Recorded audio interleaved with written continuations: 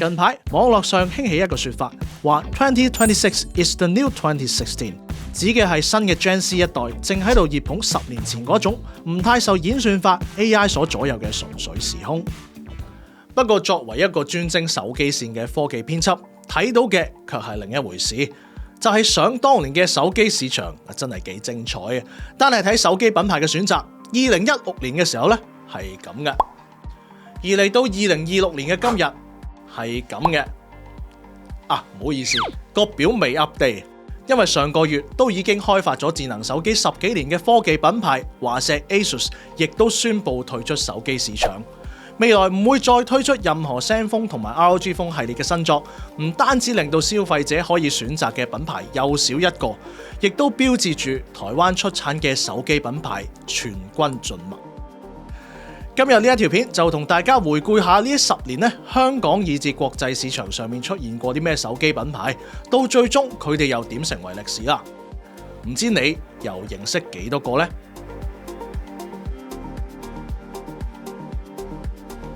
按時序去睇嘅話，不如就由2016年講起啦。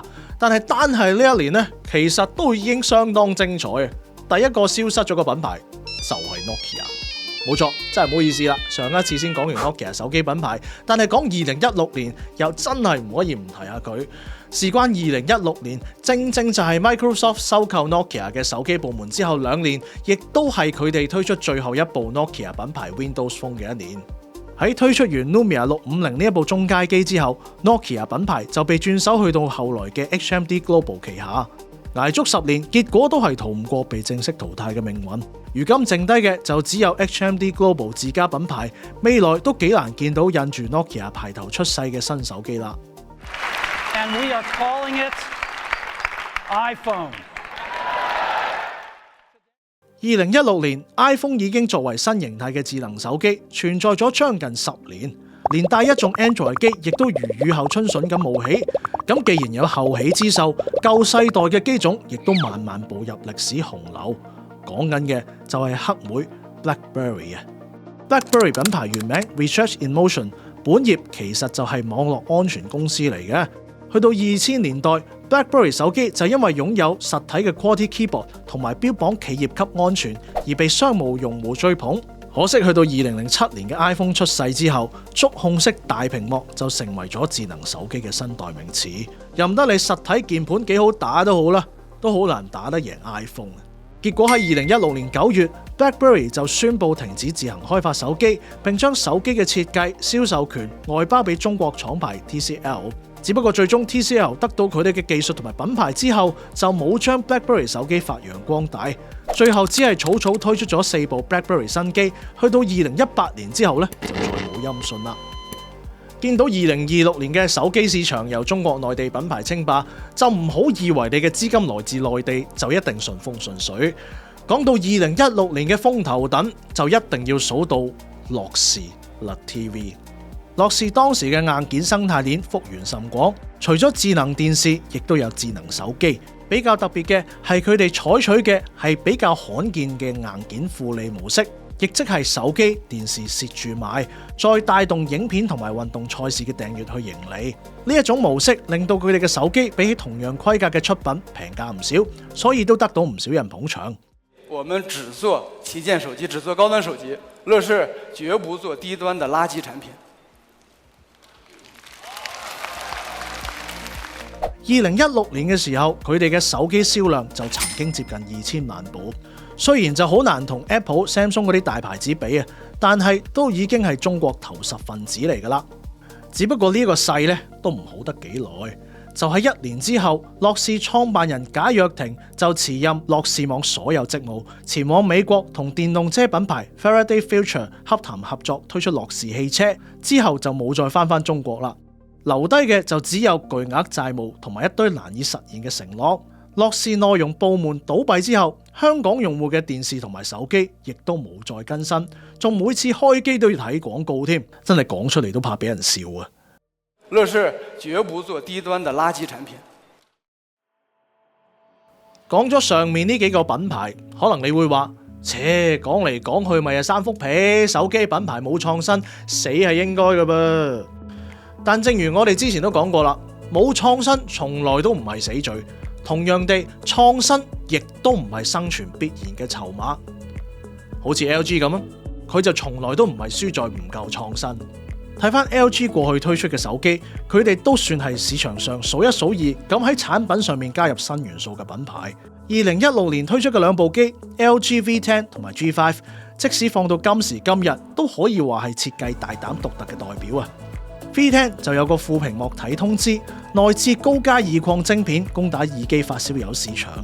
G5 更加係業界首見嘅模組化設計，成個機底可以拆出嚟換電池，甚至可以插個 HiFi 模組或者相機手柄落去添。而且睇翻佢哋過去嘅作品，有好多都係行業嘅頭啖湯嚟嘅，例如第一部雙核智能手機，第一部曲面手機。唔講你可能唔記得，就連全觸控螢幕嘅大 mon 機咧，都係 LG 出先過 iPhone 噶。但係問題咧就出喺呢度啦，佢啲創新太有性格，同主流市場要嘅嘢咧有啲脫鈎。模組化係好有型，但係配件難買又貴，換手機嘅時候咧就淪為廢物啦。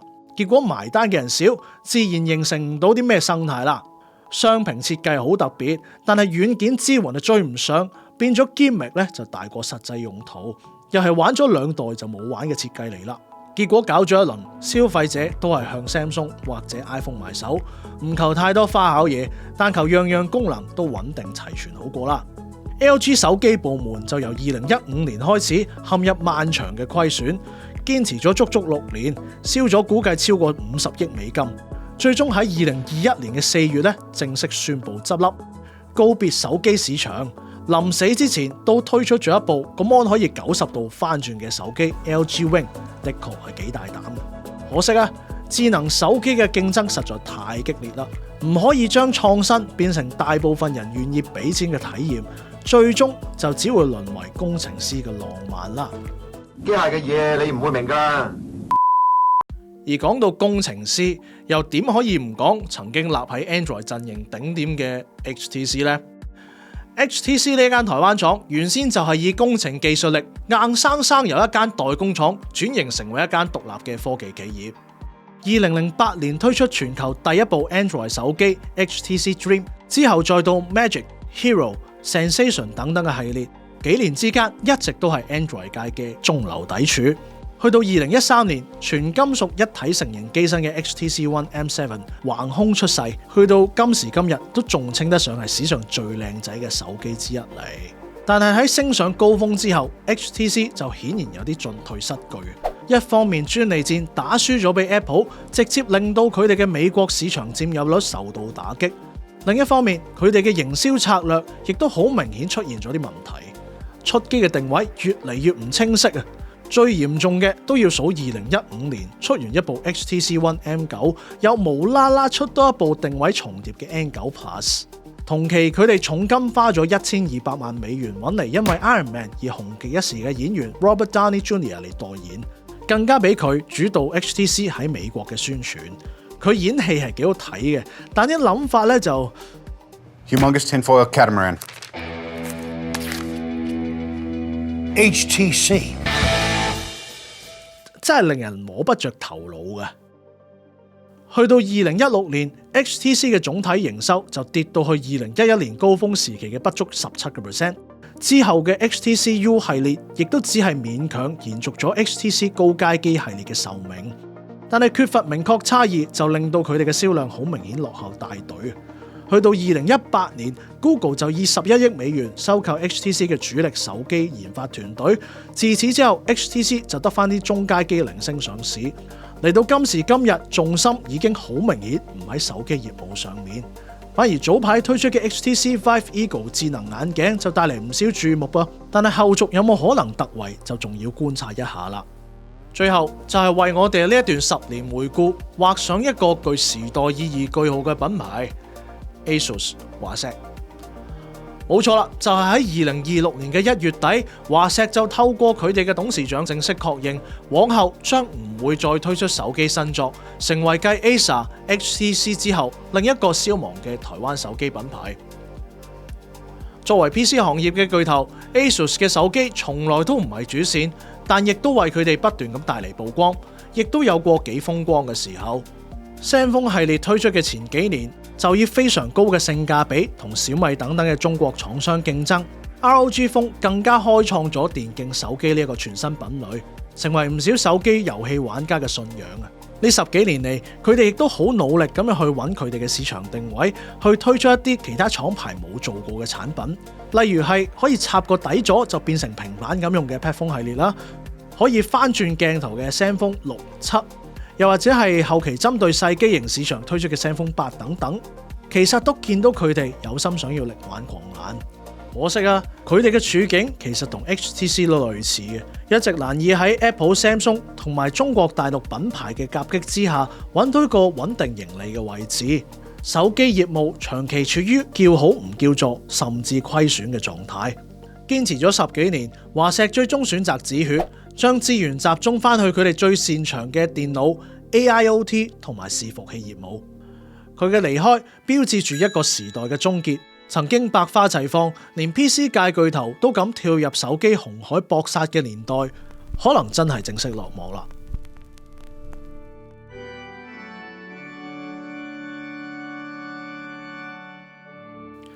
由 Nokia、BlackBerry 代表嘅舊時代王者退場，到樂視呢一種互聯網泡沫嘅急速爆破，再到 LG、HTC、Asus 呢一種努力過、創新過，但係最終敵不過大勢嘅無奈退場。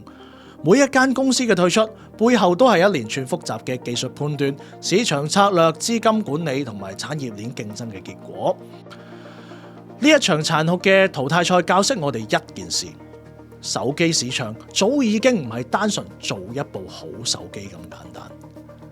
所以望住2026年今日呢一個由中美韓巨頭主導、高度集中嘅市場格局，我哋一方面懷念2016年嗰種揀手機可以揀到眼花繚亂嘅純粹快樂，另一方面亦都不得不意識到行業嘅更替其實從來都冇停止過。唔難想象喺不久嘅將來，又會有一啲手機品牌離我哋而去，或者下一次就要講到日本品牌嘅徹底覆網。唔知上面咁多個消失咗嘅手機品牌，你最懷念邊一個呢？又或者你屋企嘅古董櫃底，仲有冇收藏住一部歷史遺物呢？歡迎留言同我分享一下。如果中意呢條片嘅，不妨留低你個 like，share 俾你嘅朋友睇下。如果唔想錯過我哋未來嘅新品資訊同唔同嘅產品評測嘅話，就記住 subscribe 我哋嘅 YouTube channel，再撳埋隔離嘅鐘仔啦。我哋下條片再見啦，拜拜。